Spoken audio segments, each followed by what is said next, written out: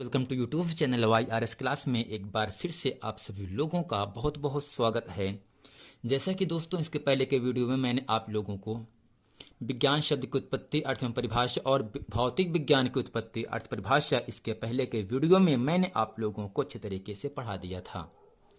आइए दोस्तों, इस वीडियो में इकाई एक भौतिक विज्ञान का जो आपका है प्रकाश का परावर्तन अर्थात रिफ्लेक्शन ऑफ लाइट, इसमें जितने भी महत्वपूर्ण परिभाषाएं हैं इस वीडियो में अच्छे तरीके से हम आप लोगों को बताने वाले हैं और मैं ये आशा करता हूं कि आप इस वीडियो को अंत तक जरूर बने रहेंगे। तो दोस्तों, हेडिंग आपके सामने यहां से है प्रकाश, जिसे इंग्लिश में कहते हैं लाइट। क्या कहते हैं दोस्तों? लाइट कहते हैं। तो दोस्तों इसमें लिखेंगे ऐसा भौतिक कारक जो वस्तुओं को देखने में सहायता होती है या सहायता प्रदान करती है, प्रकाश कहलाता है। अथवा से हम आपको लिख सकते हैं यहाँ से, प्रकाश एक ऐसी ऊर्जा है जो हमारे दृष्टि ज्ञान को जागृत करता है, प्रकाश कहलाता है। निर्वात में प्रकाश का वेग या चाल 3 × 10⁸ मीटर पर सेकंड होता है। दोस्तों कहने का मतलब इतना है, ऐसा भौतिक कारक जो वस्तुओं को देखने में हमारी सहायता प्रदान करता है, प्रकाश कहलाता है। सिंपल आपको समझना क्या है, जैसे रात के समय आप किसी कमरे में चले जाओ और वहां पर लाइट ना हो तो आपको किसी भी वस्तु को ढूंढने में काफी दिक्कत का सामना करना पड़ता है। अगर ठीक उसी प्रकार अगर लाइट आ जाती है तो रोशनी आ जाती है तो हमें कोई भी वस्तु ढूंढने में आसानी होती है। दोस्तों कहने का मतलब इतना है, ऐसा भौतिक कारक जो वस्तुओं को देखने में हमारी सहायता प्रदान करता है, प्रकाश कहलाता है। दोस्तों अगर लाइट रहेगी तो हम वस्तु को ढूंढ पाएंगे, अगर लाइट नहीं रहेगी तो हम वस्तुओं को ढूंढने में सक्षम नहीं हो पाते हैं। और दोस्तों आपको एक बात भी समझ लेना है, निर्वात में जो प्रकाश का वेग होता है, जो चाल होता है, वो होता है 3 × 10⁸ मीटर प्रति सेकंड होता है। ये दोस्तों एग्जाम में 1 नंबर के लिए आपसे पूछ सकता बहुविकल्पी के प्रश्न में।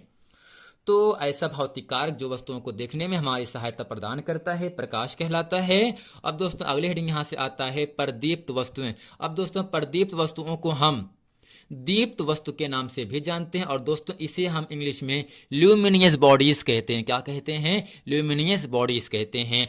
ऐसी वस्तुएं जो स्वतः यानी अपने आप प्रकाश का उत्सर्जन करते हैं, प्रकाश को बाहर निकालते हैं, प्रकाश उत्पन्न करते हैं, प्रदीप्त या दीप्त वस्तुएं कहलाते हैं।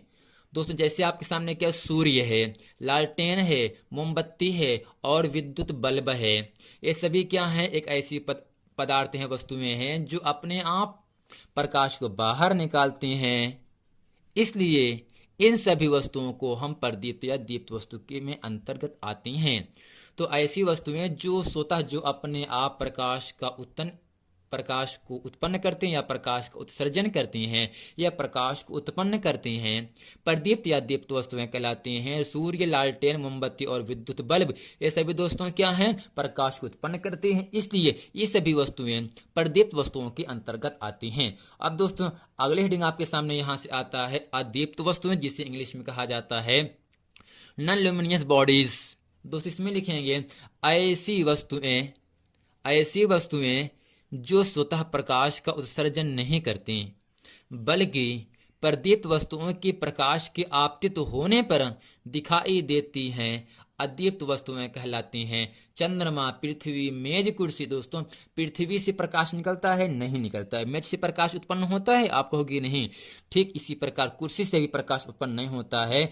इसलिए मेज, कुर्सी और पृथ्वी ये सभी क्या हैं? अदीप्त वस्तुएं हैं। और बात दोस्तों एक और समझ में आपको लेना है, चंद्रमा, आप कहते हैं सर रात्रि के समय चंद्रमा से प्रकाश तो निकलता है। दोस्तों सिंपल क्या समझना है, दिन के समय में चंद्रमा सूर्य से प्रकाश ग्रहण कर लेता है और रात्रि के समय चंद्रमा अपना प्रकाश इस पूरे पृथ्वी पर बिखेरता है। यानी दोस्तों ऐसी वस्तुएं जो स्वतः प्रकाश उत्पन्न नहीं कर सकती हैं बल्कि प्रदीप्त वस्तुओं के संपर्क में आने से, दोस्तों दीप्त क्या, तो दोस्तों यहां से जो आपका प्रदीप्त क्या चंद्रमा है, ये दीप्त वस्तुओं के संपर्क में आने से अर्थात तो सूर्य के संपर्क में आने से कुछ प्रकाश ग्रहण कर लेता है और रात्रि के समय अपना प्रकाश पृथ्वी पर बिखेर देता है। तो बल्कि प्रदीप्त वस्तुओं के संपर्क में आने से वस्तुएं प्रकाशित होती हैं अदीप्त वस्तुएं कहलाती हैं, जैसे चंद्रमा है, पृथ्वी, मेज, कुर्सी आदि हैं। तो फिर उम्मीद करते हैं प्रकाश, प्रदीप्त वस्तुएं और अदीप्त वस्तुएं, इससे अच्छे तरीके से आप लोग समझ गए होंगे। आइए दोस्तों, आपको हम यहाँ से बताते हैं प्रकाशिक माध्यम किसे कहते हैं। प्रकाशिक माध्यम किसे कहते हैं?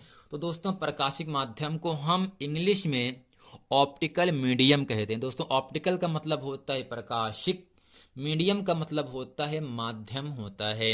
अब दोस्तों यहां से समझेंगे, जिन पदार्थों से होकर प्रकाश गमन करता है, प्रकाश गुजरता है, उसे प्रकाशिक माध्यम कहते हैं। यानी दोस्तों, जिन पदार्थों से होकर प्रकाश बाहर निकलता है या प्रकाश गमन करता है, उस माध्यम को हम प्रकाशिक माध्यम कहते हैं। दोस्तों, जो प्रकाश है आपका, सूर्य का जो प्रकाश है, वो आकाश से निकलता है, आकाश से निकल करके पृथ्वी पर प्रवेश करता है, पृथ्वी पर आता है।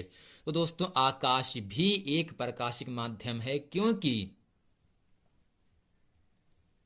आकाश से प्रकाश पृथ्वी पर आता है। तो दोस्तों, आकाश क्या होगा? एक आपका प्रकाशिक माध्यम हो जाता है। अब दोस्तों यहां से समझ लेते हैं, प्रकाशिक माध्यम 3 प्रकार के होते हैं। दोस्तों, कितने प्रकार के होते हैं? 3 प्रकार के होते हैं। पहला आपके सामने है पारदर्शक माध्यम, जिसे कहते हैं ट्रांसपेरेंट मीडियम। दूसरा दोस्तों क्या आपका है? पारभाषिक माध्यम, जिसे कहते हैं ट्रांसमिलियो मीडियम। और दोस्तों तीसरा आपका आता है अपारदर्शक माध्यम, जिसे कहते हैं अपाक्यूम मीडियम। अब दोस्तों यहां समझ लेते हैं पारदर्शक माध्यम किसे कहते हैं। जैसा कि दोस्तों नाम से आपको पता चल रहा है, पारदर्शक। तो दोस्तों, पार का मतलब जिसके आर पार, दर्शक का मतलब देखना होता है, यानी ऐसा माध्यम या ऐसा पदार्थ जिसके आर पार हम देख सकते हैं, पारदर्शक माध्यम कहलाता है। दोस्तों इसमें लिखेंगे, ऐसा माध्यम जिनसे होकर प्रकाश का अधिकांश भाग, यानी अधिक से अधिक भाग, यानी ज्यादा भाग आर पार निकल जाता है, उसे पारदर्शक माध्यम कहते हैं। जैसे वायु है, जल है, कांच है। दोस्तों, वायु से होता है क्या? प्रकाश आर पार निकल जाता है। जल है, जल से भी प्रकाश आर पार नहीं। जैसे हम किसी बाल्टी में पानी भर देते हैं और उस पानी को धूप में रखते हैं, तो जो धूप की जो किरणें होती हैं वो उस पानी में अंदर तक प्रवेश कर जाती हैं, अर्थात आर पार निकल जाती हैं। ठीक उसी प्रकार दोस्तों आपका कांच है, कांच से भी दोस्तों क्या होता है? प्रकाश आर पार निकल जाता है। दोस्तों, ऐसा माध्यम जिनसे होकर प्रकाश का अधिकांश भाग, अधिक से अधिक भाग आर पार निकल जाता है, उसे पारदर्शक माध्यम कहते हैं। जैसे वायु, जल, कांच, इन सभी पदार्थों से प्रकाश आर पार निकल जाता है, इसलिए सभी माध्यम पारदर्शक माध्यम के अंतर्गत आते हैं। अब दोस्तों यहां से दूसरा हेडिंग आपके सामने आता है पारभाषक माध्यम।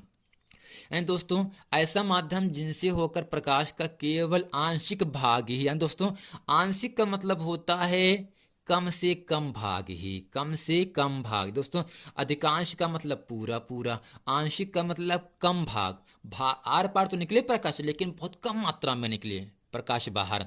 तो ऐसा माध्यम जिनसे होकर प्रकाश का केवल आंशिक भाग ही आर पार निकल जाता है, पारभाषक माध्यम कहते हैं। जैसे घिसा हुआ कांच, गंदा पानी, तेल लगा कागज। तो दोस्तों, घिसे हुए कांच से प्रकाश बहुत कम मात्रा में बाहर निकल पाता है।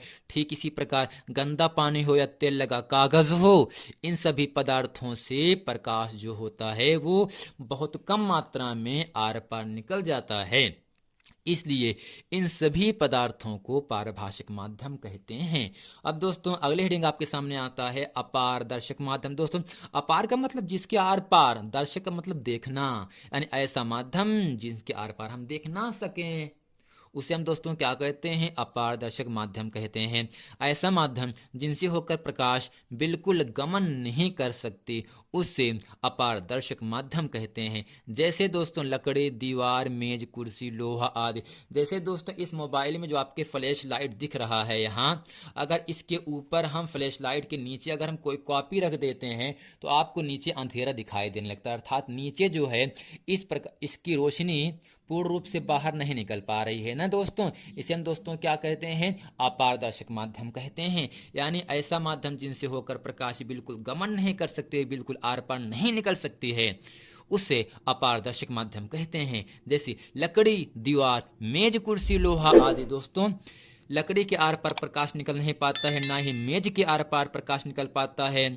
कुर्सी, मेज, लोहा, इन सभी पदार्थों की आर पर प्रकाश रोशनी बाहर नहीं निकल पाता है, इसलिए इन सभी पदार्थों को अपारदर्शक माध्यम कहते हैं। दोस्तों, जो प्रकाशिक माध्यम होता है वो 3 प्रकार का होता है: पारदर्शक माध्यम, पारभाषक माध्यम, अपारदर्शक माध्यम। तो दोस्तों, उम्मीद करते हैं इस पूरे वीडियो में प्रकाश किसे कहते हैं, प्रदीप्त वस्तुएं, अदीप्त वस्तुएं, प्रकाशिक माध्यम। प्रकाशिक माध्यम 3 प्रकार के होते हैं: पारदर्शक माध्यम, पारभाषक माध्यम और तीसरा आपका है अपारदर्शक माध्यम। इन सभी परिभाषाओं को अच्छे तरीके से आप लोगों को समझ में आ गया होगा। अगर दोस्तों ये वीडियो आप लोगों को पसंद है तो वीडियो को लाइक, सब्सक्राइब और शेयर करना ना भूलें। मिलते हैं फ्रेंड नेक्स्ट वीडियो में, तब तक के लिए थैंक यू।